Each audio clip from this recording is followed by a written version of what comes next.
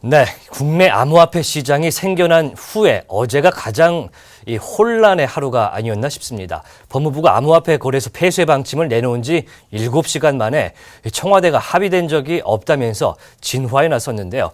관련된 장가희 기자와 함께 이야기 나눠보겠습니다. 네, 어서 오십시오. 자, 어제 법무부 강경 발언 굉장히 오전부터 오후까지 엄청난 파란만장한 하루를 좀 보냈던 것 같은데 어땠습니까? 네, 어제 법무부 신년 기자간담회가 있었는데요. 예. 이 자리에서 박상기 법무부 장관이 이 법무부는 기본적으로 거래소를 통한 암호화폐 거래를 금지하는 법안을 준비 중이라면서 이 암호화폐 거래소 폐쇄까지도 목표로 하고 있다 이렇게 밝혔습니다. 예. 지난달 28일에 정부가 암호화폐 투기 근절을 위한 추가 특별 대책을 내놓을 때 이 거래소 폐쇄를 위한 특별법 제정도 검토하겠다는 입장을 밝힌 바 있거든요. 예. 어제 법무부가 초강수를 둔 겁니다. 이 박 장관의 주요 발언을 한번 살펴보면 그는 암호화폐를 블록체인 기술과 연관된 4차 산업으로도 설명을 하지만 암호화폐 거래를 통해서만 블록체인 기술이 발전한다고 보기는 어렵다 이렇게 밝혔고요. 또 그는 정부 입법안을 준비 중이며 가상화폐도 아닌 가상징표로 부르는 징표다. 게 정확하다 이렇게 말하기도 했습니다.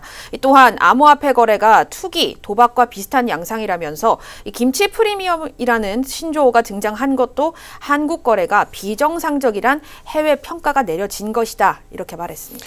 물론 박 장관의 말을 보면 어느 정도 일리는 약간은 좀 있긴 한데 일단 중국에서나 거래소 폐쇄 정책을 펼치고 있고 미국이나 일본 같은 경우는 좀 개방적으로 지금 이걸 좀 보고 있습니다. 맞습니다. 예. 예, 어제 간담회에서도 비슷한 지적이 여러 번 나왔는데요. 이에 대해서 박 장관은 일본의 경우에도 제한적이고 전면적으로 인정하는 것도 아니다 이렇게 언급을 했습니다. 문제는 뭐냐면 국세청이 이 세무조사를 거래소를 하고 법무부가 폐쇄 방침을 내놨는데 또 웃긴 것은 국민을 정부 방침으로 인식을 하고 있을 때 청와대가 그건 아니다 이렇게 또 얘기를 했어요. 네, 맞습니다. 예. 이 박 장관이 어제 기자간담회에서 강조한 게 바로 이 암호화폐 거래소 폐지에 대해서 유관 부처들과 이견이 없다. 정부 내 의견이 교환이 됐다. 이렇게 말을 했는데 또한 암호화폐 거래소 폐지 특별법이 국회에서 통과되기 이전에도 여러 관련 대책을 유관 부처와 합동으로 마련할 것이라고 말을 했습니다. 이 말만 들어보면 우리 정부가 거래소 폐지로 완전히 가닥을 잡았다고 여기는 게 당연하겠죠. 일단 이게 시장의 예상을 훨씬 뛰어넘는 충격적인 조치로 지금 여겨지고 있기 때문이죠. 네, 어제 박 장관 발언 이후에 암호화폐 가격 폭락은 또 예정된 수순이었습니다.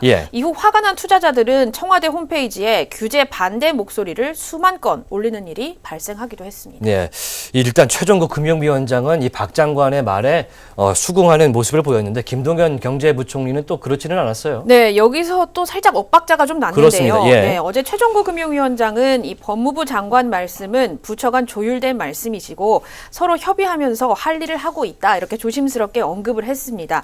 하지만 박 장관의 말과는 조금 달리 장기적인 과제다 이렇게 조심스러운 입장을 내놨고요. 한편 김동연 경제부총리는 기자들의 질문에 아무런 답변도 하지 않았습니다. 일단 청와대 청원 사이트에 박 장관을 사임시켜달라 이런 내용까지 올라오기 때문에 좀 반발세를 좀 인식을 한 것 같아요. 청와대가 7시간 만에 또 이렇게 법무부의 말을 또 뒤집게 됐습니다. 맞습니다. 이 투자자 반발이 계속해서 극심해지자 얼마 후에 청와대가 나섰습니다. 이 윤영찬 청와대 국민소통수석은 이 박 장관의 발언은 법무부가 준비해온 방안 중에 하나이지만 확정된 사안은 아니라면서 이 각 부처와 논의와 이 조율 과정을 거쳐서 최종 결정될 것이라고 말해서 법무부의 힘을 확 빼버렸습니다. 이후 법무부 돌연 태세를 좀 전환을 했는데요.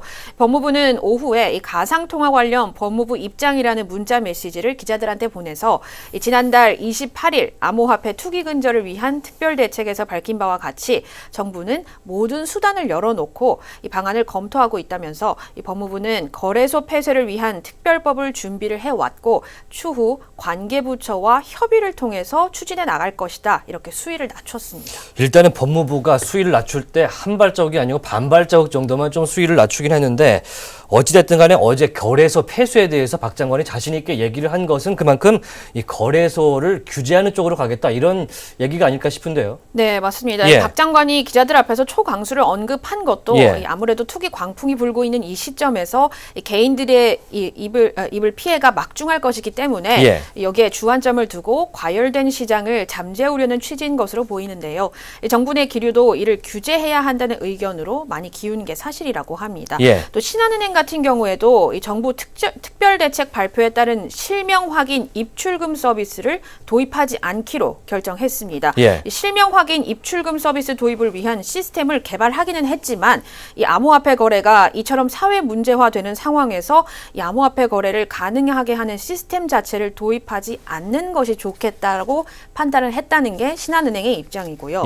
다만 어제 박영선 의원이 이 빈대 잡자고 초과삼간 태우는 격이 아니냐 이런 평을 내놨었고 정치권에서도 암호화폐에 대해서 찬반 의견이 계속 엇갈리고 있어요.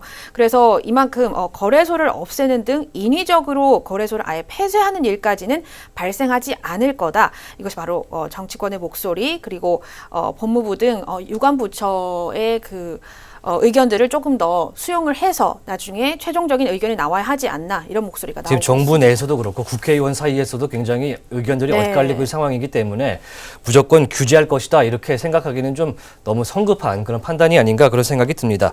일단 법무부 입장을 두고 전문가들은 이게 중국의 분석 행위와 같다 이런 얘기까지 나오고 있기 때문에 이 규제가 미래 산업을 좀 발전을 저해시키지는 않을까 좀 우려는 되고 있습니다. 네, 말씀 여기까지 듣겠습니다. 지금까지 경제팀의 장가희 기자였습니다.